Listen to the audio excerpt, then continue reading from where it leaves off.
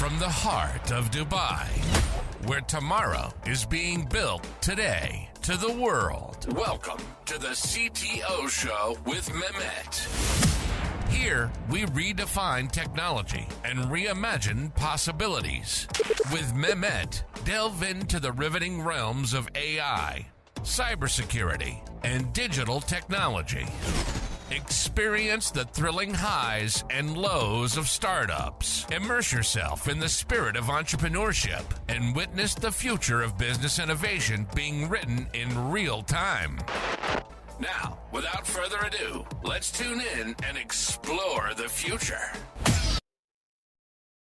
Hello and welcome to a new episode of the CTO Show with Mehmet. My name is Mehmet, and as we know, in each episode, I discuss about different topics related to technology, of course, from cybersecurity, digital transformation, emerging tech. And I like also to have a merge between business and tech. And this is why I have sometimes with me CEOs, subject matter experts in topics related also to technology. And today I'm very pleased to have with me Shashank Tiwari, who's the co-founder, CEO of Uno.ai. Shashank, thank you very much. You're joining me in a little bit late time for you in the Silicon Valley. Thank you to be here today. Can you just tell us a little bit more about yourself and about Uno.ai? Absolutely. Well, firstly, thank you so much for having me on your show. I've really enjoyed listening to your show, and it's just been an absolute pleasure. Watching you have those organic, meaningful conversations. So, thank you for inviting me to the show. I really appreciate it. My pleasure. Yeah, absolutely. Now, let's get started. As you said, a little bit of my background, who I am, what's my story, and what are we doing with Uno.ai. And then, of course, I'd love to see how you are viewing this world as well, right? We'll hopefully enjoy a nice conversation here. Yes. So in terms of background, Mehmet, I am, 20 plus years in the industry. As I like to say, I've almost had two careers in this, 20, 25 years that I've been working. My early career was on Wall Street. I spent a lot of time, building sort of algorithmic systems, mathematician by training, kind of lost my way there. Was lucky enough to work with some incredibly smart people, build some very interesting systems in the usual suspect places. Goldman, Merrill, Bank of America Securities, that kind of world. And then, around 2009-10 is when I moved to Silicon Valley, and now it's been about 15 years or so, and been immersed in the world of startups, right? And in the last sort of this decade plus, as it happens in Silicon Valley, sometimes you also have to be, lucky and be in the right place at the right time. And I certainly Right. attribute some of my own learning, some of my own success to that. I've been lucky to be on multiple journeys. Super early on at this company called Nutanix. Then I went on and ran engineering at a company called Elementum.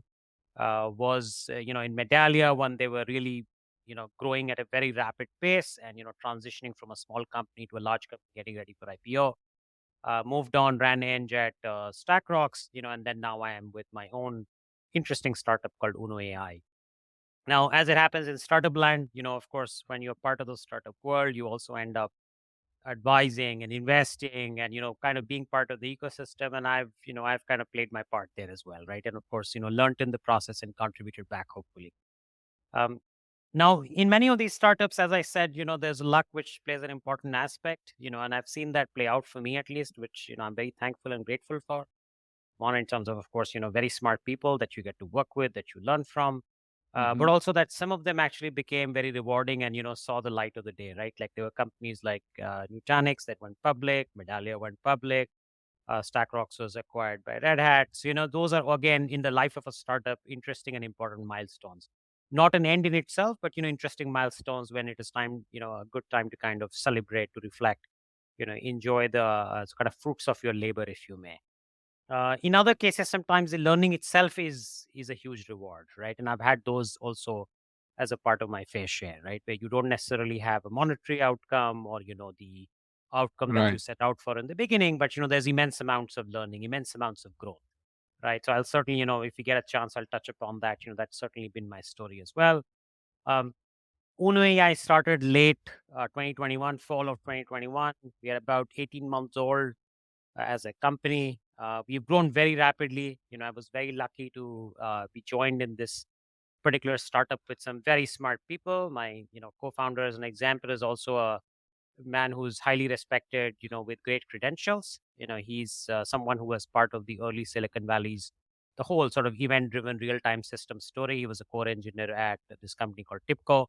Hmm. We crossed paths, back at Elementum, where I was running Eng. He was one of the main architects out there. We worked very closely. We formed a very close, sort of rhythm. Of course, I learned a lot from him back then as well.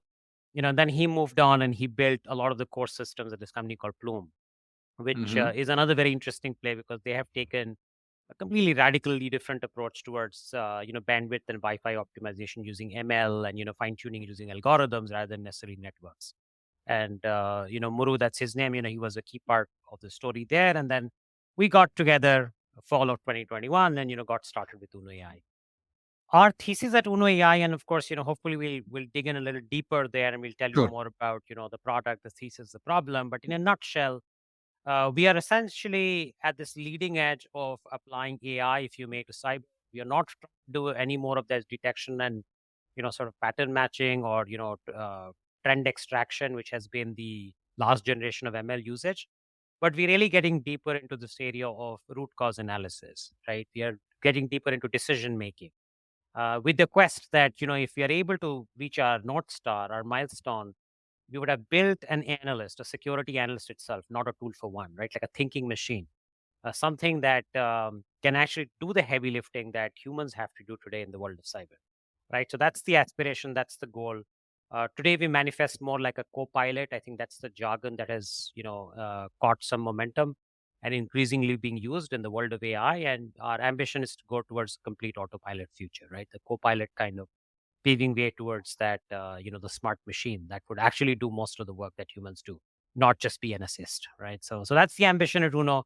Very ambitious company, still a small company, 10 people company, incredibly smart Hmm. engineers on board. We just did a GA, 1.0 GA, and we celebrated it after, blood, sweat, and tears over the last 18 months in getting to this point. And Yeah. as I say, the journey has barely begun, right? Like it is still like the first mile marker of a very long marathon run, but plenty to run, plenty to go. So that's my background and the Uno AI story.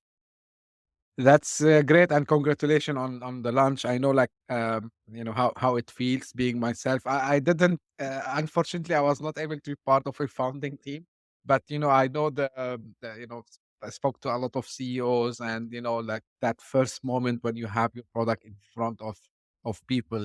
Now, what's interesting in your whole career and what you are doing now with Uno, Shashank, is you are merging two really important technologies like cybersecurity and AI at the same time.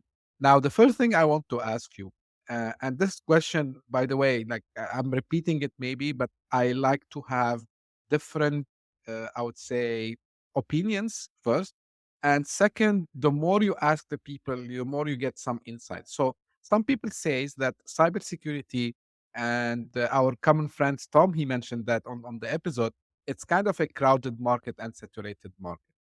Now, from a founder perspective, and you have this ambition, how you make sure that with the product that you are coming up with in cybersecurity can really, get the chance to be in the top, let's say 10, 20 among all the other startups that are, you know, appearing every day, I would say.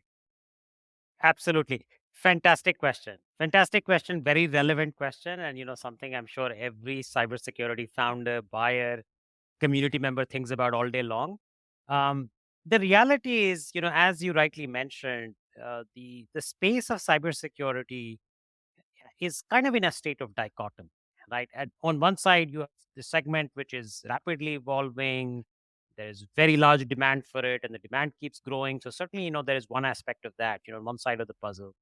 But on the other side, as you rightly said, there are hundreds, in fact, thousands of companies that have sprung up over the last, I would say, primarily 5-7 years, Hmm. that have stepped in to kind of satisfy this demand, right? And in fact, in the springing up of these 5,000 plus companies, and many more that perhaps you and I both haven't heard of, but we'll eventually learn about, which are perhaps getting built out somewhere or in the making. um, what is really happening is that they are going very deep into one aspect of cyber, right? Like there's a specialization, and the kind of point solution approach has really been the driving factor for emergence of so many companies, right? Um, Part of that is, of course, informed by the fact that everyone has a new, fresh take at how to solve the good old problem, right? Of essentially understanding, defending, and being on top of your cybersecurity posture. And then, of course, part of it is also the fact that the industry and especially our thought leaders like Gartners and others have been creating a lot of this, I would call it structure around the industry, Mm-hmm. in some sense, encouraging and inspiring people to go and find their home, right? So they are trying to bucket themselves or fill themselves in a particular quadrant or a particular definition and then build a product around it, right? So I think a mixture of all of these have certainly created, a lot of companies that look very similar, sound very similar, um, and they're all trying to knock the doors of the same buyer, right? They're all trying to go get their attention and essentially sort of be the tool, right? And so definitely, I think the point you made is absolutely correct. It's noisy, it's difficult to break through, it's difficult to really stand out in that crowd, right? Now, our thesis, it was slightly different. Now, not to say that's guaranteeing our success, but we do feel very encouraged, right, with the early success, is that we flipped the story. Instead of trying to build a product, and then try and sell it to our customers, we said, well, let's speak to as many customers as we can, Mm-hmm. even before we've written one line of code, right? And truly with the intention of trying to find that white space, trying to find the gap of, what is it that, despite the fact that you have 5,000 tools, is still missing, right? And when we went down that sort of rabbit hole, if you may, right, talking to experts and CISOs and people in the field and security operators, the one sort of common theme that emerged is that I don't think there is a dearth of tools. There are already too many tools. In Mm-hmm. fact, probably there are way more tools than you can gainfully use. um, what is the real problem is honestly skill gap, right? And when I say skill gap, I mean more from a standpoint was you've got the security professionals, they are, of course, struggling and being challenged to stay abreast with all, sort of rapidly evolving attack surfaces, types of attacks. So that's happening at one level, but also at the other level, you have a diversity of people who really, sort of work in the cybersecurity realm, right? You've got people coming from compliance background and audit background and, Right. who are security engineers and researchers and some just, kind of program managers, if you may. And not everybody is able to see the world the same way or is able to bring in, the deep technical expertise, the deep understanding of just about everything else, that is out there in the stack, right? So they're essentially struggling to simply be on top of the game, right? There's definitely a very clear sort of, skill gap and a need there in the market. And even worse than that, the other problem is that if you start parsing that even further, you will realize that the skill gap will only get worse. And why it'll get worse is because the underlying technology, the types of applications, the data flows, the complexities is not stopping. It's not like, hey, we did cloud migrations and now, all Yeah. our, evolution is done, right? In fact, it's the beginning, right? And so the architectural types of technologies, everything else that the security team is tasked to protect is also changing on a daily basis, right? So, Mm-hmm. so anyway, so for us, I think, long story short, what we converged on is that if we are able to somehow meaningfully solve the skill gap problem, right? And in a way that it provides tangible business value to the end companies, because at the end of the day, these end companies are businesses, and they've got to optimize towards their own shareholders, towards their own growth. If we're able to do that in some way, I think that's where we could perhaps get love, perhaps get attention, right? And a chance to succeed. So that has been very much in the DNA of the company, right? Like we're a very customer focused company. And even when we went down this ambitious path, we said, what can we build today? And how should we progress our product so that we can start solving problems today, right? And we can Mm-hmm. start really solving problems today from a standpoint of exactly what I mentioned, right? Like, let's go bridge the skill gap today to the extent we can. Let's go make the teams more efficient with the tools they have instead of they going and buying yet another tool. Let's go and try and give them more bang for the buck, right? Like basically increase their productivity and help them in some sense, do more with less, right? And so the entire packaging, the way we have been approaching this is like, hey, we are not yet another tool. In fact, we are not the 5,000 first tool at all. We Mm-hmm. are a security analyst, right? And so make Uno a member of your team. Think of it as that instead of hiring 5 more team members, right, or spending immense amounts of dollars trying to, get your current team to perform faster, better, more effectively, more efficiently. Well, get Uno onto your team, right? This is your expert system. This is your security analyst that will do a lot of the heavy lifting and also help the rest of the team grow and prosper, right? Like help them thrive, help them become more effective, help them become more efficient. So that's really our sort of value prop out here. Um, Mm-hmm.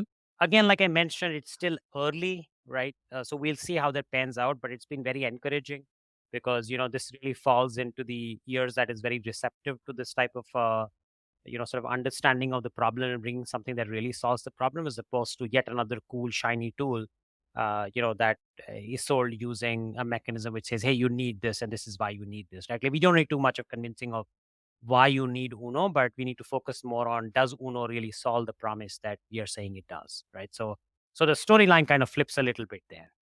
I love this, Shashank, because being on this show now for a couple of months, and I had a lot of people who are experts in cybersecurity.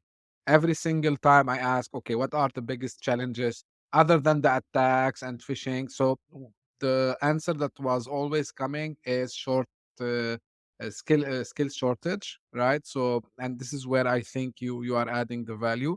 The other thing that I honestly, and maybe by now everyone who follow the show knows that I give immediate honest feedback. I loved your approach because you are not saying, "Hey," like you are not like getting on a bandwagon and say, "Hey, like I have this, I don't know, uh, these fancy words." So I love this approach honestly because you are starting from solving a real customer pain or real customer problem, which is the lack of skills out there. And then what I understood now from you is that your solution provides kind of an augmentation of their existing cybersecurity skills, right? So this is Absolutely. very good. Now, you mentioned that the problem will become more worse with the future. So because everyone talks about the shortage in skills when it comes to cybersecurity, and even I had a guest and he was saying that there was a study in the US that CISOs, they even don't last more than 2 years, right, in their position. Correct.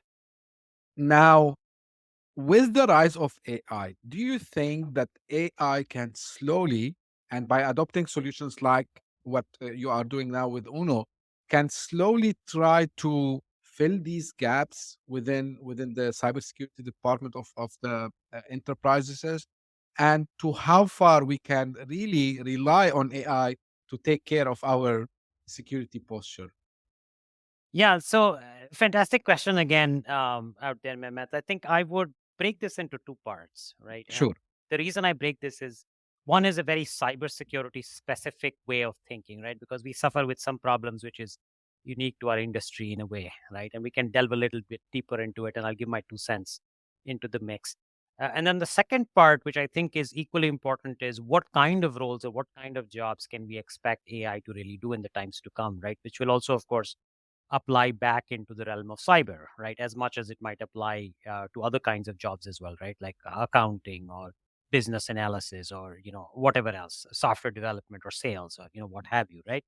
Um, so I think like if you start looking at cybersecurity per se, right? And you already kind of said it, I think the skill gap is a multi-level problem, right? Like, so if you sparse it at one level, you don't have enough of very trained, very smart analysts, researchers, security professionals who are required there at the operational level, right, to run programs to make it successful, right? So there is a dearth of enough smart people there, and the few that are out there are already well employed and in fact in huge demand, right? So it's not like you could just multiply them.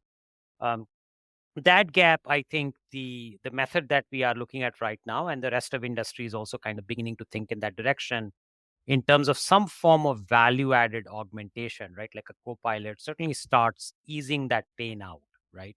Where you can start saying, hey, I could have a newbie or a lesser trained person, and this particular person could also act like a trained analyst with the help of AI, with the help of tooling, with the help of the appropriate amount of data and training and so on and so forth, right? AI, of course, kind of bringing it all together.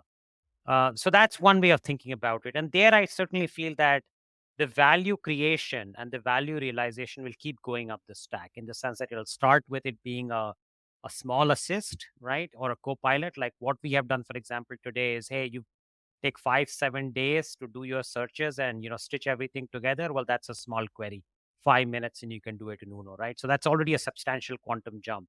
But then beyond that, when you start looking at also exploratory analysis, you start looking at thinking through the tribal knowledge that analysts have, but kind of baking that into an AI engine, and then doing all the root cause analysis and decision making. Now you are kind of getting into that realm where you could say, hey, could this really replace certain types of roles completely, right? Like, could this end up essentially becoming the analyst, the true analyst, right? And we certainly feel, both in terms of thesis and my own understanding, that certainly we are headed in that direction. It would not be surprising at all uh, that actually comes sooner rather than we all think, in the sense that within the next 3, 5, 8 years, we will start seeing that become more and more real and more in front of us. Right now, of course, we'll start seeing inklings of it much sooner with Copilot maturing. Maybe in 2 to 3 years, you would start seeing a lot of those very elementary L1, L2, and especially entry level L1 type roles all being eradicated. And then, kind of start walking up that stack, right? So that's definitely, Yeah. I think, a logical progression we'll see. Now, in terms of the leadership roles, right? Like if you start looking at security managers, CISOs, thought leaders, I think that segment will also benefit from it. And why it will benefit from it is, I think there are 2 or 3 things I feel at a meta level, at a higher level, that Hmm. AI would do very well for those roles as well. Firstly, a lot of those senior folks today are very bogged down by operational day-to-day tasks. They have no time, no bandwidth to really think strategically, right? They're always living in fear, in fact, in some cases, right? Like they don't want to be breached, they don't want to be attacked, they don't want to be in the news. So they're always living with this sense of, hey, do I have good posture? Do I have enough controls? I hope I'm not the target for the next ransomware, right? Like, they're kind of struggling with that, which is also part of the reason why many of these, top leaders don't survive more than 2 years. I mean, they have immense pressure from the board, they have immense pressure from the other leaders, and then sometimes they just crumble under that pressure. Sometimes, unfortunately, they get fired because, not necessarily because of their own fault, but overall pressure. They're not able to deliver strategically that the rest of the leadership is expecting, right? And so I feel that with AI taking on a whole bunch of these sort of call them difficult but operational tasks, will Yeah. free up mind space for a lot of these leaders, right? Then they would be able to have better visibility. They'd be able to start thinking more strategically, and start planning things out more at a, I would say, level that is not stuck in block and tackle on a day-to-day basis, right? So that's how I think like cyber is going to get impacted. I think it'll have a humongous part to play, right, Yeah. in the whole cyber realm. Now, at large, though, just to kind of complete that puzzle, the second part that I kind of demarcated, right? I broke your question down into 2 parts. Sure. Bear with me there. Um, I do feel that I think AI at large is going to have a humongous impact. Now, I must mention this, if you start looking at the online content today, right? Like if you go and just look up the social media, or, all the buzz and noise around AI becoming, the intelligent machine and Hmm. replacing humans, I don't believe, being deep into this puzzle, having understood this quite closely for so many years, I don't think we are anywhere close to it, to be honest. Right. And Yeah. what I mean by that is that I don't think we have the fear of AI going rogue and, destroying humans, or, I think there has been some parallels being drawn that could be as catastrophic as nuclear war or the pandemic. And, we should put a stop on this AI evolution. There have been congressional hearings, big leaders have been signing referendums around it to say, hey, let's go and, stop this. I think that is a little dramatized, to be honest, Yeah. right? Like, I don't think we are anywhere close to that. Now, whether we will lead to that someday, it's possible. Of course, technology has been evolving and we don't know where that, lead us 10 years, 15 years, 20 years out, right? And maybe that some of that will get accelerated. But having said that, I think that's a very far away picture. What is more Yeah. real, though, is a lot of the tasks that we do today that involve less decision making but a lot of effort, right? So I want to clearly kind of demarcate it like that. Lots of effort, less decision making. So it's not easy. You still have to go and comb data together, you have to combine it, Right. create things, and then even some elements of creativity, I think those will certainly get replaced by AI, right? And that impact will be across board. It'll impact writers. It'll impact, marketing folks. It's going to impact engineers. It's going to impact, the business development folks. It's going to impact cybersecurity folks. But that element we are just talking about, in some sense, automating away and then adding away some of the things that are complex today. So simple workflow automation can't do it, but it can be replaced with an AI engine that can do that heavy lifting and also put things together and generate stuff for you, right? Which we're already kind of seeing with a lot of generative AI. So I think that is certainly going to happen, right? And it's that impact might be quite widespread. We'll start Yeah. seeing that quite rapidly across industries, and that itself might drive some fear. But I don't think we are going towards AI taking over humans anytime soon, right? Like I doubt we are anywhere close to it. Um, Actually, I have repeated it on the show multiple times because, I think every now and then I used to see these articles. Stream media, they are very good at this in throwing these very catchy titles so people just click and go there. And then I repeated, like, guys, like, at the end of the day, the AI, generative AI, specifically ChatGPT and Bard from Google now, they don't act by themselves. They need someone to give them a prompt so they can act. And, like, just to simplify it a little bit. So something like Uno.ai, which is your own company, again, it requires some input and it requires some human interaction to it so it can go and do what it's supposed to do.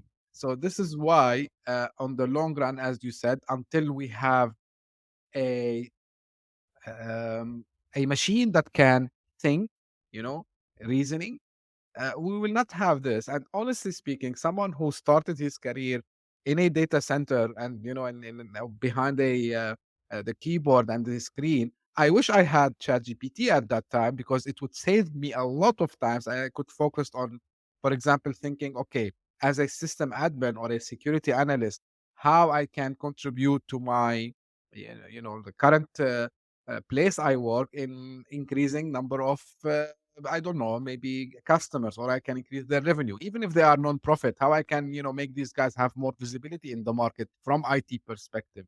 So I have to agree with you, Shashank, 100%. Now, you mentioned a couple of things, and I don't know how I will try to make it into one question, but feel free if Sure, you want sure. to break it down. Like you mentioned ransomware, right? And then we touched base on the AI and we talked about the board. Just last week, I shared that also on an episode where there was an article saying finally CEOs are understanding the real threats of ransomware, right? Um, Now we have AI. How long it would take until the board will understand? Oh, hey, like we need to invest in AI powered tools not only for the use cases that we see on day-to-day basis, but also to make our security defenses much stronger by getting the AI. Do you think we will have to wait long time until the board? Because what I hear till now, unfortunately, the board they say, yeah, we know that there is a risk out there. Ransomware is the most famous one now, DDoS attacks and so on. They say, but you know what? Okay, until we get it, we'll think about it. Do you think we will have the same thing with the adopting AI? It's a good question, and I will, give my 2 cents again. We don't know, right? We'll see the future unfold, so we'll Sure. all learn together, right? When that happens, um, but just having an understanding of the landscape and having seen how company leadership and boards and CEOs have been sort of adapting, right, and evolving over the years. Um, there are essentially 3 or 4 underlying factors that I think would be better to kind of understand a bit more, and that might then I guess allow us to project or allow us to guess, how soon the AI adoption could be at that level, right? Or how enthusiastic could they be about it? So I think the first way to think about this is, how popular has a particular concept or a technology become from a day-to-day life standpoint, right? So it's one thing to think of it from your corporate decision-making standpoint, then another where it's become part of common life, right? And so if you encounter that every day in your life, with your family, with your personal life, with your friends, I have a feeling that it does impact your thinking, right? Whatever role you may be in, right? And which is why we saw this story play out with, let's say, social media adoption, right? Like if you Mhm. go back 10 years, 15 years back, most enterprise CEOs would say, hey, we don't need to do any social media. That is meant for consumer stuff, right? Like, especially enterprise B2B centric CEOs, right? Like they would just rule it out. Mhm. Very soon, what ended up happening was all the influencers, all the real, sort of decisions were getting impacted by what people were picking up actually in social media, right? Conversations like this and podcasts, right? Things that were being discussed on Twitter, on Reddit, in individual blog posts, right? And so on and so forth, right? LinkedIn. So, those venues which initially the CEOs kind of discounted soon became primary platform for them to engage with, right? And at multiple levels, to engage with from a customer success standpoint, to engage with from an understanding of the market standpoint, to engage with from a messaging standpoint, to engage with from a standpoint of, also driving influence, right? And so Yeah.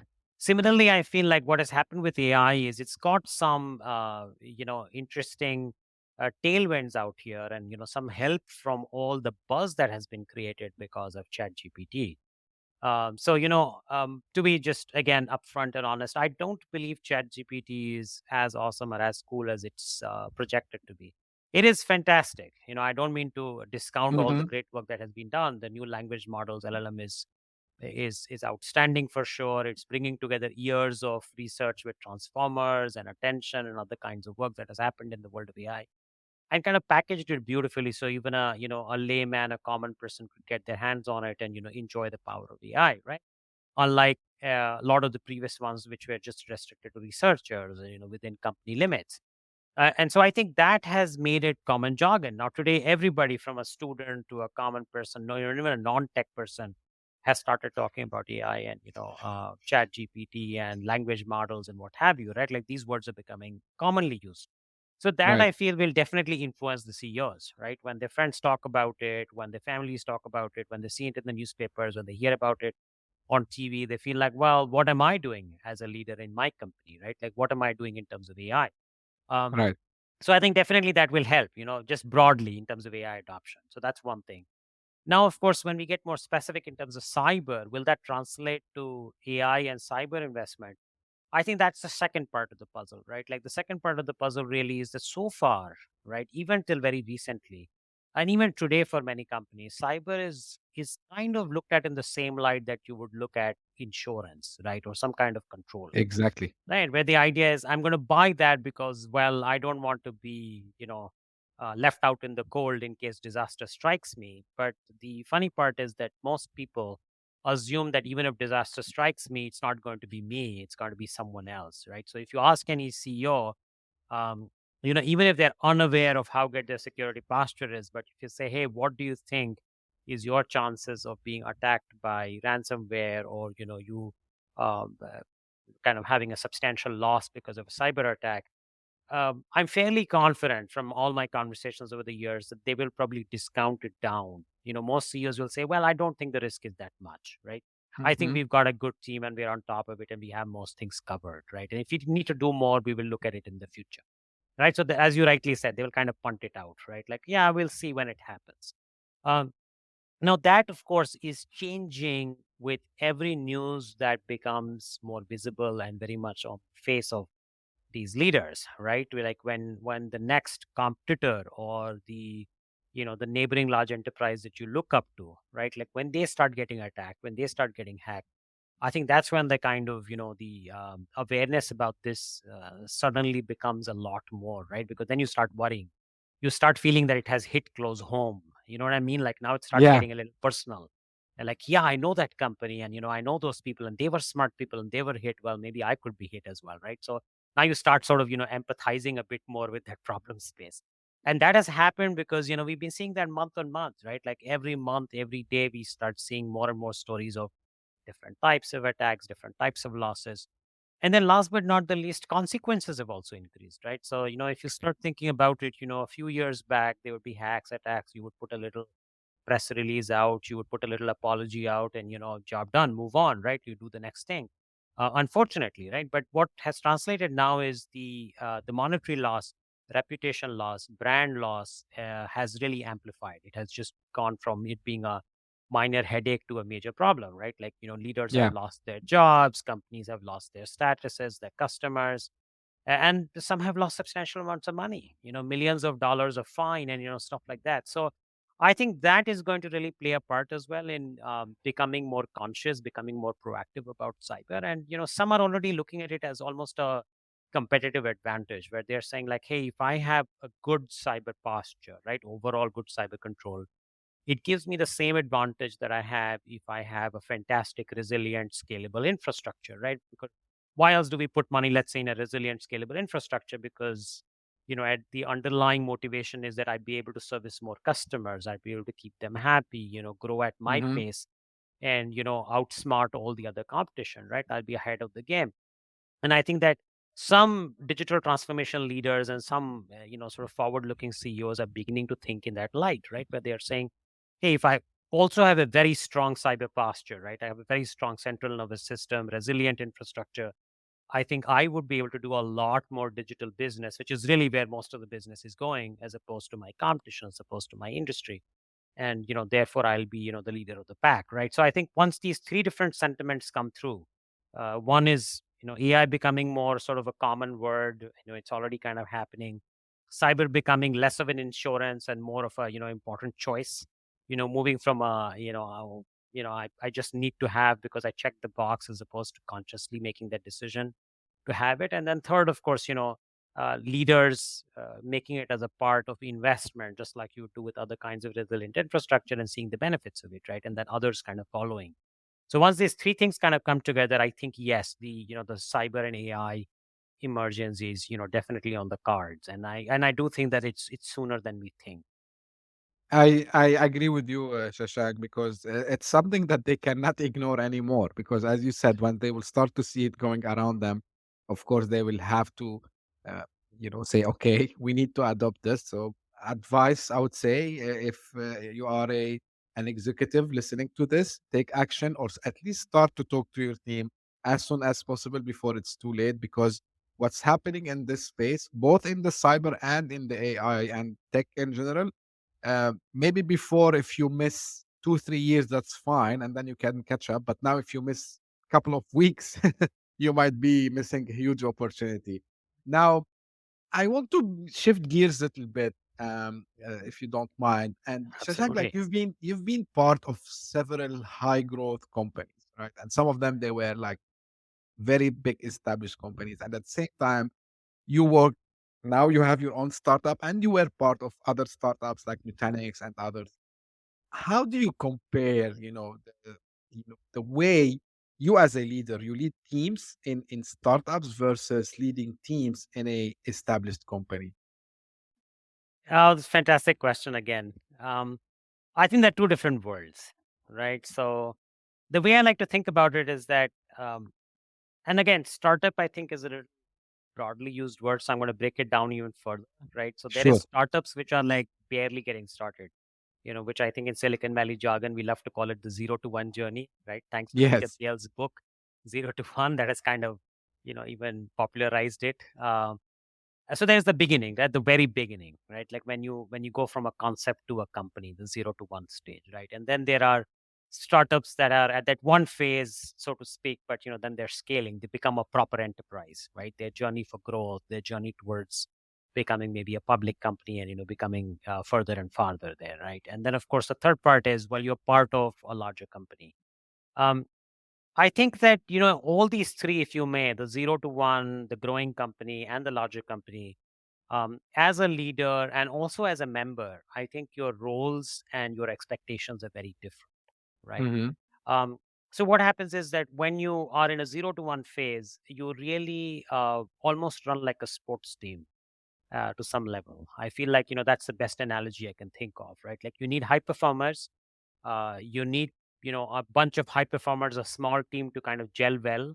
Teamwork is very important because one or two members not playing their part can just spoil the game, right? It's a team sport. um, and then the third part is you got to move fast, right, and improve and learn fast as a team, right? And then at the same time, sometimes you need generalists, right? You need people who can wear multiple hats, do more things. Similarly, the same thing for a leader, right? Like as a leader, like what I end up doing today, and I've seen other fantastic sort of 0 to 1 CEOs do the same thing, or me as a leader in 0 to 1 other journeys as well, attempt to do, or at least target to do. is that where you want to lean on a nice smooth transition on a day-to-day basis between the player coach, if you may, right? You got to be the player, you got to do your things, you got to roll your sleeves up, right? Whether it means, being the first salesperson effectively, which I am kind of, in some sense, that's what I've been doing, to even, slinging code if it's required, to, going and doing your regulatory compliance activity, to interviewing, to even, negotiating on your lease, to what have you, right? Like what I'm saying is every day's operational activity, there is the whole player model where you behave exactly like every other member of the team is doing, right? You build, you manage, you complete Yeah. tasks. So that's basically the part there, right? But at the same time, there's a second part of the puzzle, which is really, I would call more of a coach model. And, I'm talking about a coach who's an inspirational coach, not a coach who is screaming from the sidelines, asking the players they're not playing well, right? So I feel like, as a leader, as a good sort of a leader in the 0 to 1 phase, I think the important part is to inspire your team, right? To get them excited, to remind them of the North Star, right, from time to time, because it is extremely draining in an early stage startup. So people can be very consumed in what they're doing, and sometimes they tend to forget the larger picture. So pull them out of it, let them dream big, let them look at the larger picture, right? So you definitely have to play that card. And it's pretty much like playing a game, right? And it's almost like every day is almost like playing one tiny game towards a big tournament, right? And the winning the tournament is the culmination of reaching that one phase, right? The 0 to 1 is just a bunch of games that you play every game. Some you win, some you lose, but overall, if you come stronger, you reach the one phase with confidence, right? So that's usually the 0 to 1 journey, right? The classic early stage journey. Now, if you start going towards the growth stage companies, as a leader especially, your task is now to begin to start setting some processes, and I've also been lucky enough to be in those roles. Like I mentioned, with Medallia was a classic example of that. There were about a 500 people company when I joined them. They ended up becoming a few thousand people. Revenues grew very rapidly, about 50 plus or so million it was, it ended up becoming 300 million. So, it was always like a super growth on all fronts, on the revenue front, organization front. And there, I think the leadership expectations really were around setting processes to scale, right? Like the keyword being scale, right? Like what kind of incentives can you set? What kind of objective measures can you set? How can you empower other people? What organizational structure is right, for the company to thrive? How repeatability can be done? What can be automated out? What kind of talent needs to be brought in? And a lot of it obviously goes towards team building, right? So I think like that definitely becomes your primary priority. Now, with larger companies, again, it becomes interesting and complex. Some of this, of course, the growth phase activities continues through into larger companies, because some larger companies also keep growing for lots of time, even after they become public and big, which we have seen with so many of these Silicon Valley giants themselves, right? Yeah. And they have a similar sort of a flavor, but also there are other aspects with larger companies that come in, right? Like where there's also an aspect of stability. Now you have to start balancing between scaling, growing, and stability, because you have a large customer base. You have a reputation to keep, right? You've got a team that may not be as inspired as they are when you are in a fast growing, building something new phase, but you still need to keep them motivated.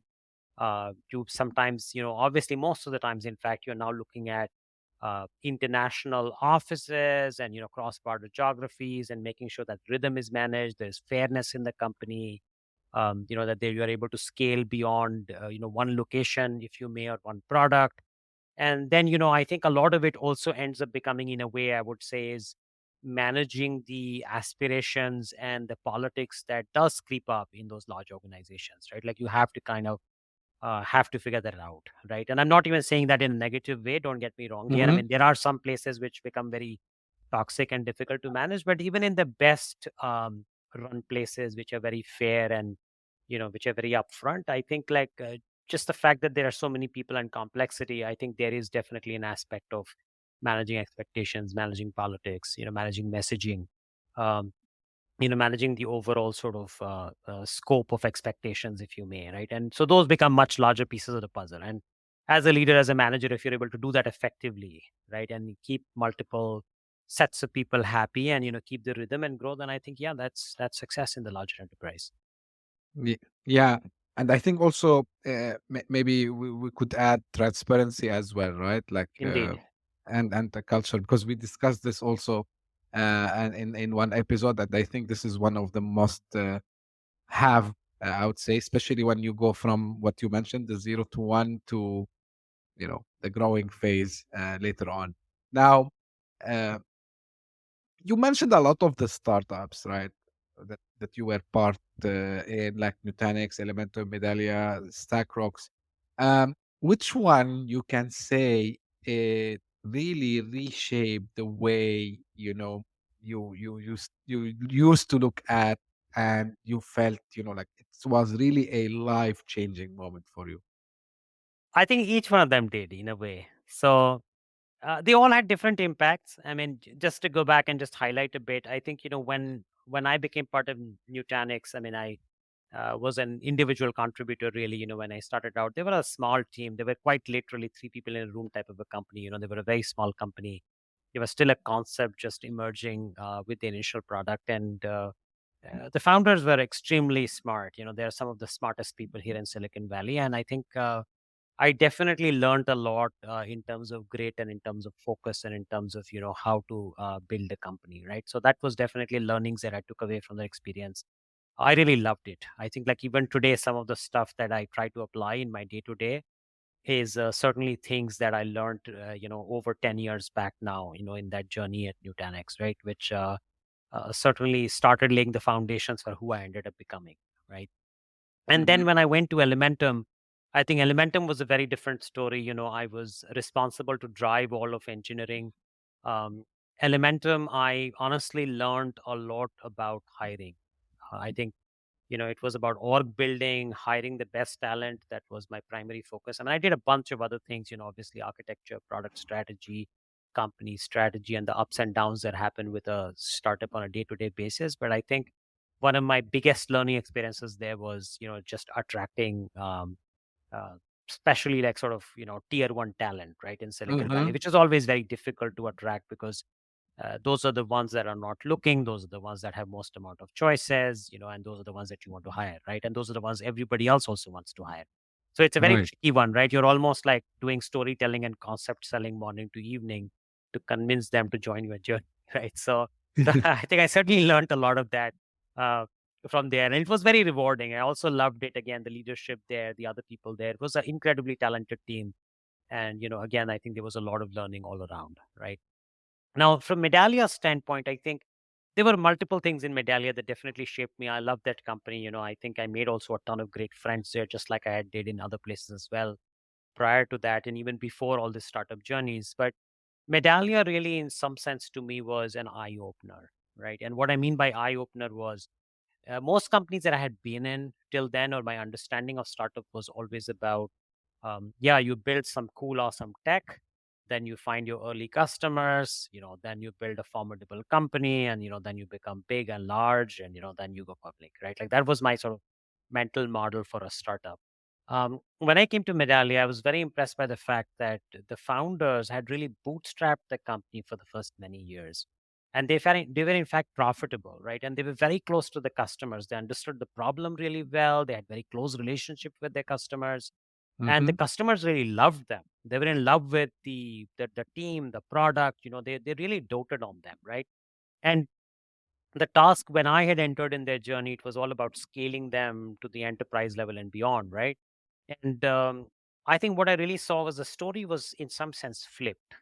In most other startups, the story was let's build an awesome product, then we'll find customers. And here it was more like, hey, we have customers who love the product because we give value, even if it's not as scalable or as tech savvy in the beginning, but we can add more capabilities on top of it so that it can become really where it should go, right? So a lot of innovation in Medallia really happened thanks to the customers. It was really based very closely working with customers. It was always a very customer first company, right? Like in some sense, like what we talk about Amazon being a customer first company, I think Hmm. Medallia kind of lived that same dream, right? So it certainly like influenced me in a big way, right? And I since then, I always thought so, just having done prior things also in my life, but I think that was like the reinforcement, right? Like if you're building a business, it's all about customers. Everything else comes second, right? So definitely 100%. work with them, right? So I think that was reinforced there. And then last but not the least, StackRox again was a very interesting journey.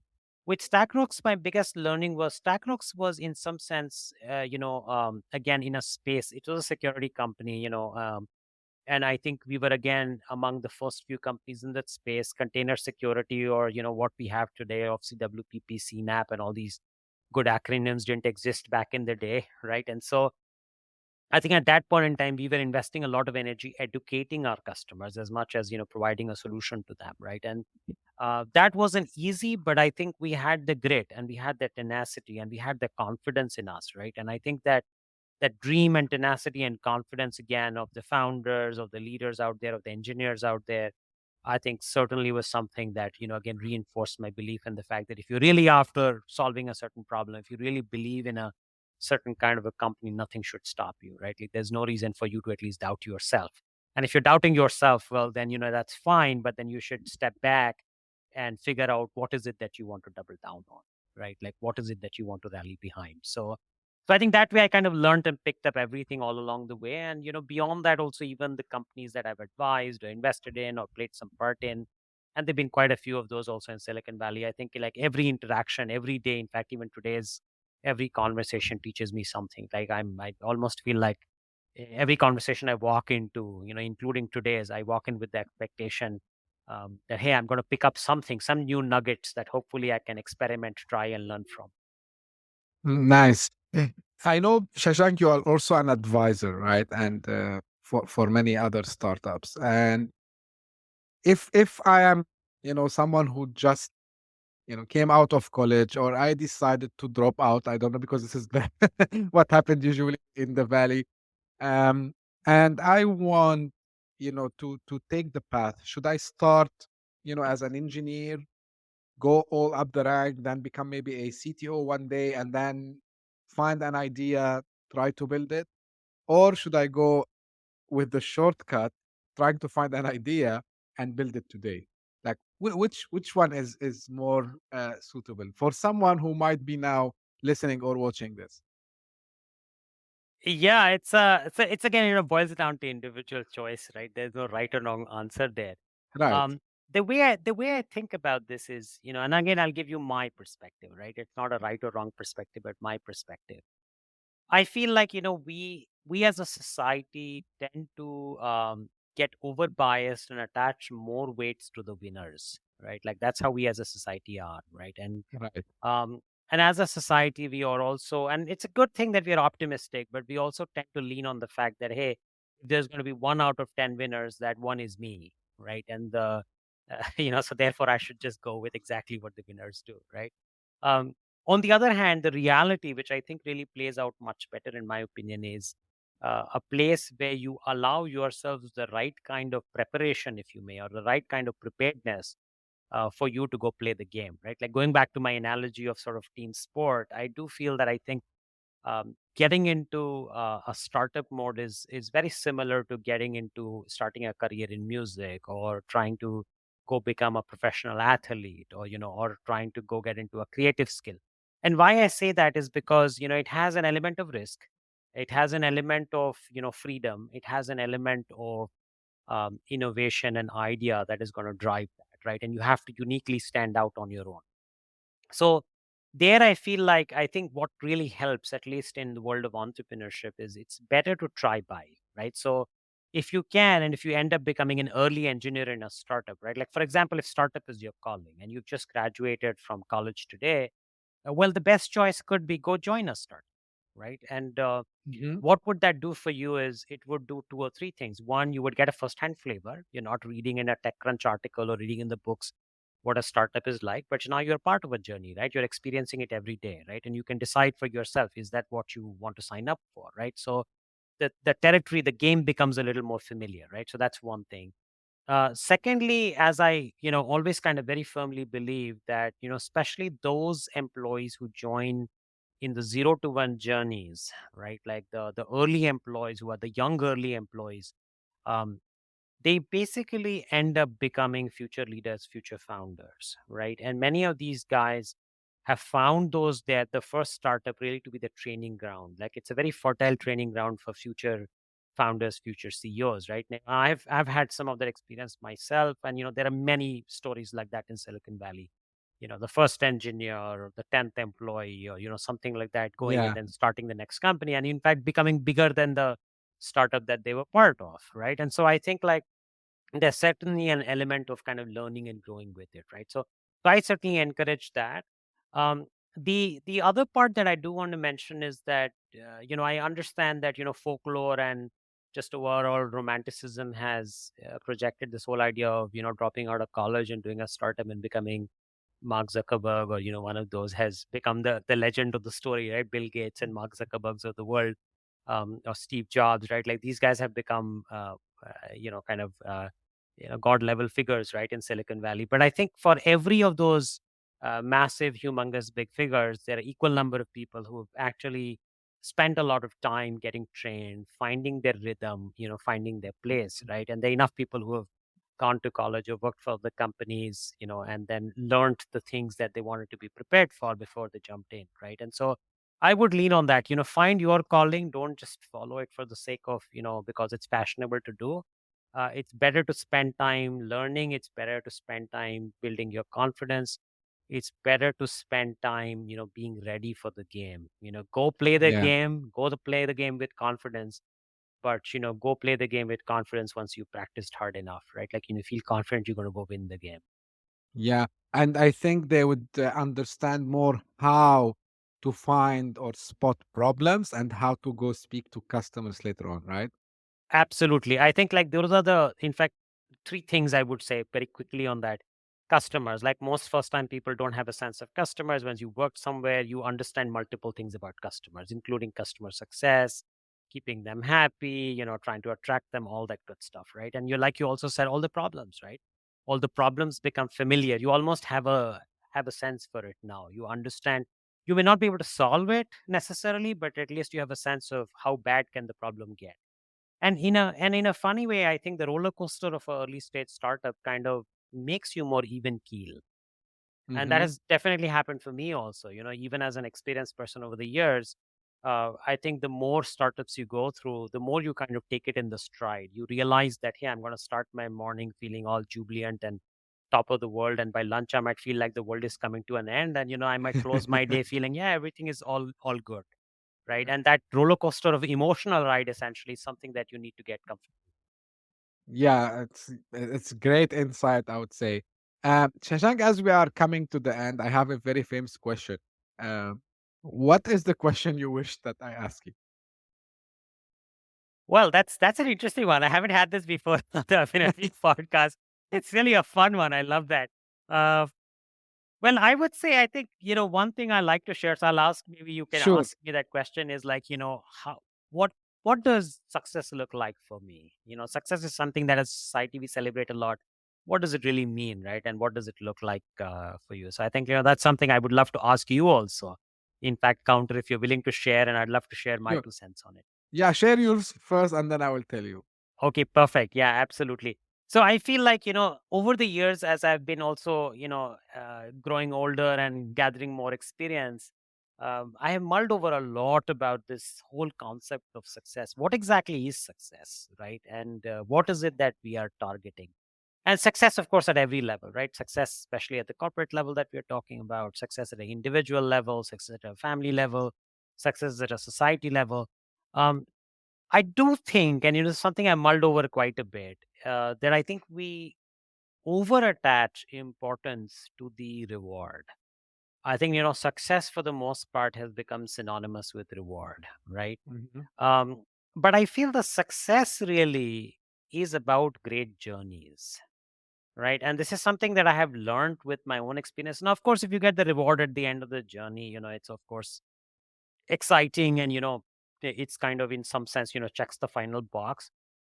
But I do feel that, I think, a lot more excitement, a lot more satisfaction, a lot more success, so to speak, right, at multiple levels: your growth, your happiness, your satisfaction, your learning, and your overall sort of attachment to things, and your desire to do well in it.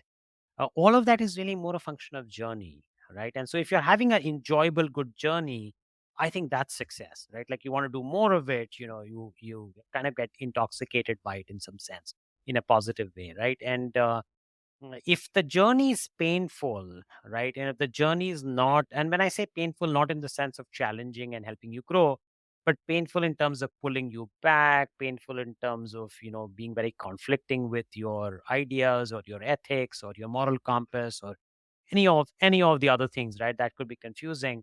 I think the reward, honestly, even if it appears successful, is not success, at least in my opinion. I feel like it's actually very painful, and it's a downer, right? So again, sort of in simple words, I think the journey is the reward, not the reward itself, right? The end of it. And that, I think, I have concluded more so.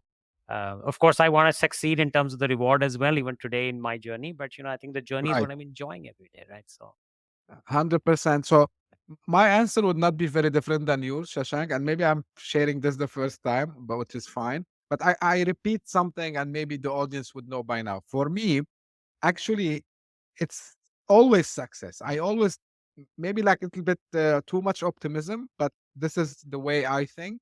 Because for me, there is nothing called failure. There is always learning. So of course there are some emotions that comes and you feel, hey, like today I tried to do this but I was not able to do, or maybe I tried to do something but I figured out that I was going the wrong way.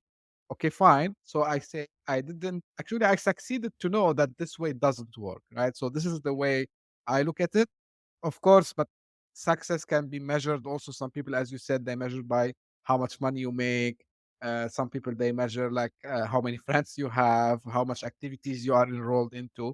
For me, like of course, like these are small elements that it's like the top of the iceberg, I would say, because success really is about, for me at least, by the end of the day, if I figure out that I learned something new, this is a huge success for me. Like for me, I feel fulfilled.